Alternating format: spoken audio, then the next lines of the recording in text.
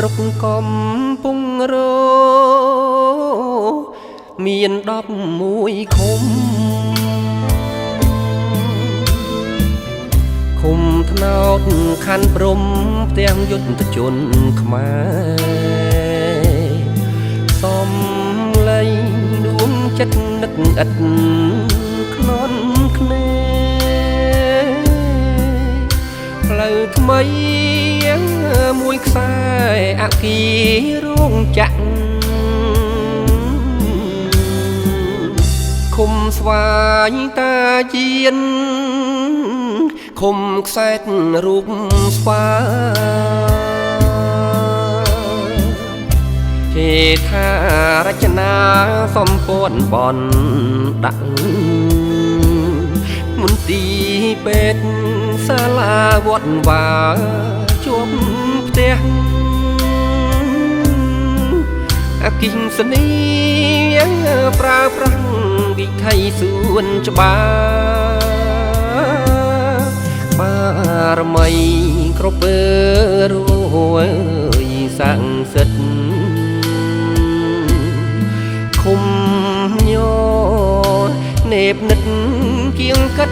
មានផ្សារអង្គាសាលាស្រុកដ៏ធំមហិមីឃុំថ្មីច្រកទ្វារមិត្តភាពអង្គភិវឌ្ឍអោឃុំសំយោងនឹងបនទីក្រាំងប្រឡាយស្រែប្រាំងទ្វារទឹកខ្វែងខ្វាត់រាជមន្ទីរព្រៃធំប្រែផ្លាស់មុខមាត់ព្រះពន្លាវិវត្តបានសុខសា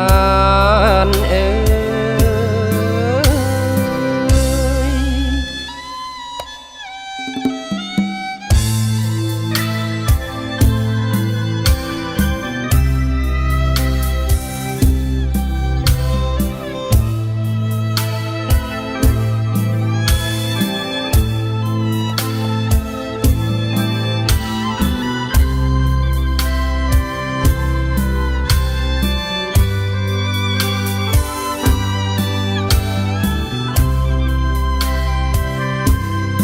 បា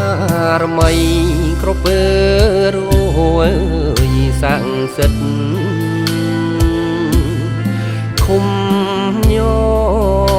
នេបនិតគៀងកិតមានផ្សា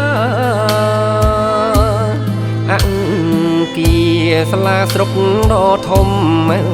មហិមីឃុំថ្មីច្រកទ្វារមិត្តភាពអង្គភិវឌ្ឍអោឃុំសំយោងនឹងបនទីក្រាំង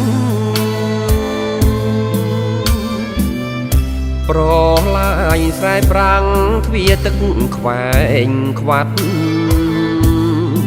រាជមន្ទីរព្រៃធំប្រែផ្លាស់មុខមាត់ព្រះពន្លាវិវត្តបានសុខសាន្ត